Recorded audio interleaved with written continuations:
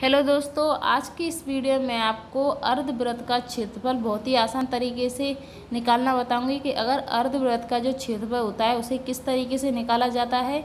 तो चलिए इस वीडियो को शुरू करते हैं। वीडियो शुरू करने से पहले मेरी आपसे एक छोटी सी रिक्वेस्ट है कि अगर आपने मेरे चैनल को अभी तक सब्सक्राइब नहीं किया है तो सब्सक्राइब करके नोटिफिकेशन ऑल जरूर कर देना, जिससे कि मेरे आने वाली हर नई वीडियो की नोटिफिकेशन आपको तुरंत ही देखने को मिल सके। तो यहाँ पर आपको जो पूरा वृत्त दिखाई दे रहा है, यहाँ पर पूरा वृत्त आपको दिखाई दे रहा है। यहाँ से लेकर यहाँ तक की जो आपको त्रिज्या दिखाई दे रही है उसे हम त्रिज्या कहते हैं। इस पॉइंट से लेकर वहाँ तक जो लाइन खींची जाती है उसे हम त्रिज्या कहते हैं, या इस पॉइंट से लेकर यहाँ तक जो लाइन खींची जाए उसे भी हम त्रिज्या कहते हैं। ठीक है, तो त्रिज्या को हम आर से प्रदर्शित करते हैं, ये तो आपको पता ही होगा। ठीक है, तो चलिए अब मैं आपको इस क्वेश्चन को करा के बताऊँ कि अर्धवृत्त का जो क्षेत्रफल होता है उसे किस तरीके से निकाला जाता है। ये तो पूरा वृत्त है, तो पूरा वृत्त का क्षेत्रफल तो मैंने एक वीडियो में निकाल के बताया कि पूरा वृत्त का क्षेत्रफल किस तरीके से निकाला जाता है। इस वीडियो में आपको बताऊंगी कि अर्धवृत्त का जो क्षेत्रफल होता है उसे किस तरीके से निकाला जाता है। तो चलिए अब मैं इस क्वेश्चन को आपको करा के बताऊँगी। तो यहाँ पर मैं आपको अर्धवृत्त का जो क्षेत्रफल होता है उसका आपको फॉर्मूला बताऊँगी कि अर्धवृत्त के क्षेत्रफल का फॉर्मूला क्या होता है। तो 1/2 पाई आर स्क्वायर। ठीक है, तो अर्धवृत्त का क्षेत्रफल ये होता है, और अर्धवृत्त का परिमाप का क्षेत्रफल क्या होता है, पाई आर प्लस 2r, ये उसका परिमाप का क्षेत्रफल है। इस क्षेत्रफल से आप अर्धवृत्त का क्षेत्रफल निकाल सकते हैं और इस क्षेत्रफल से उसका परिमाप निकाल सकते हैं। तो यहाँ पर अर्धवृत्त का जो आपको दिखाई दे रहा है चित्र, तो यहाँ पर इसकी त्रिज्या कितनी दी गई है, 21 सेंटीमीटर। ठीक है, इसकी त्रिज्या कितनी है, 21 सेंटीमीटर है। तो इसका हमको पहले क्षेत्रफल निकालना है, फिर हम इसका परिमाप निकालेंगे। तो कैसे निकालेंगे मैं आपको बताऊंगी। चलिए पहले इसके फॉर्मूले के अनुसार हम इसका फॉर्मूला है उसे आप इस तरह भी लिख सकते हैं। जैसे हम लिखेंगे 1/2, यहाँ पर कुछ नहीं होता है, यहाँ पर गुणा का निशान छुपा होता है। ठीक है, तो इंटू पाई, यहाँ पर भी गुणा का निशान छुपा है। ठीक है, आर को स्क्वायर है तो आर को हम 2 बार लिखेंगे, आर इंटू आर। ठीक है, इस क्षेत्रफल को आप इस तरह लिख सकते हैं।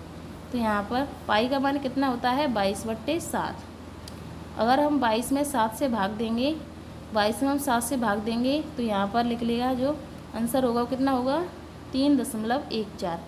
इसका अगर पाई का मान आपको इसे भी लगाकर आप उसका आंसर निकाल सकते हैं, इसे भी लिखा कर। ठीक है, तो चलिए अब इस क्वेश्चन को हम शुरू करते हैं। इस क्वेश्चन का हमें क्षेत्रफल निकालेंगे।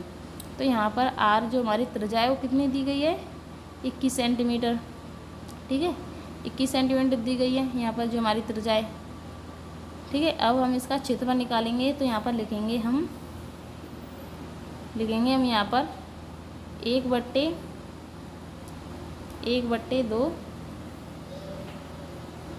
यहाँ पर लिखेंगे 1/2 इंटू पाई का मान कितना है, 22/7। ठीक है, 22/7 इंटू आर हमारी कितनी दी गई है त्रिज्या, 21 सेंटीमीटर।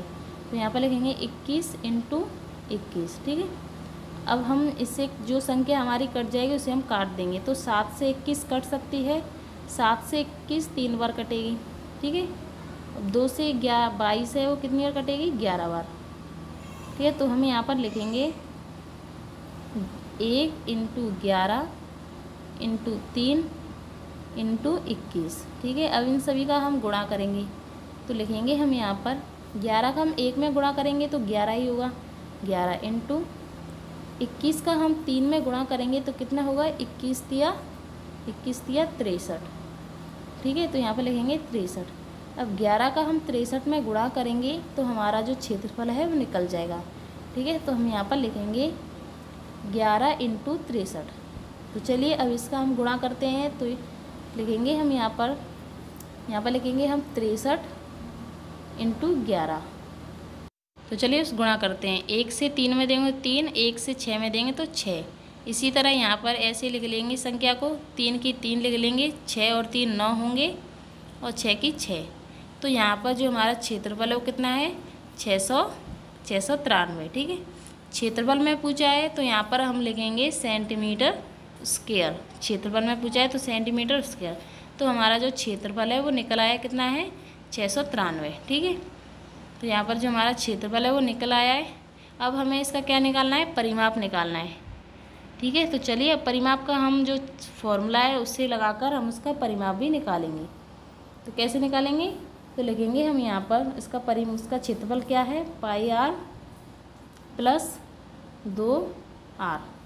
ठीक है, तो यहाँ पर पाई का मान कितना है, 22/7। तो लिखेंगे हम यहाँ पर 22/7। ठीक है, r हमारी जो त्रिज्या दी गई थी कितनी है, 21। तो लिखेंगे हम यहाँ पर 21, प्लस का निशान है तो प्लस 2 है, तो यहाँ पर 2, और r हमारी कितनी दी गई थी, 21। जो संख्या कटी है उसे हम काट देंगे, तो 7 से 21 कितनी और कटेगी, 3 बार। ठीक है, तो लिखेंगे हम यहाँ पर 22 × 3 प्लस 2 × 21। तो चलिए अब इसका हम गुणा करते हैं। तो 22 का हम 3 में गुणा करेंगे तो कितना होगा, 66। 21 का 2 में गुणा करेंगे तो कितना होगा, 42। अब इसको हम जोड़ देंगे 66 और 42 को। तो यहाँ पर हम जोड़ेंगे इन्हें, लिखेंगे हम यहाँ पर 66 प्लस 42। 6 और 2 कितने होंगे, 8। तो लिखेंगे हम यहाँ पर 8। ठीक है, 6 और 4 कितने होंगे, 6 और 4 होंगे 10। तो जहाँ पर जो हमारा परिमाप है वो निकल आया कितना, 108 सेंटीमीटर। ठीक है, तो यहाँ पर हमने इसका परिमाप भी निकाल लिया, क्षेत्रफल भी। तो इस तरीके से आप इसका अर्धवृत्त का क्षेत्रफल बहुत ही आसान तरीके से निकाल सकते हैं। आई होप दोस्तों कि आपको वीडियो पसंद आई होगी। वीडियो पसंद आए तो वीडियो को लाइक कर देना, अपने फ्रेंड्स से शेयर कर देना। अगर आपको कोई डाउट हो तो कमेंट बॉक्स में ज़रूर बताना। दोस्तों, अगर आपने मेरे चैनल को अभी तक सब्सक्राइब नहीं किया है तो सब्सक्राइब करके नोटिफिकेशन ऑल जरूर कर देना, जिससे कि मेरे आने वाली हर नई वीडियो की नोटिफिकेशन आपको तुरंत ही देखने को मिल सके।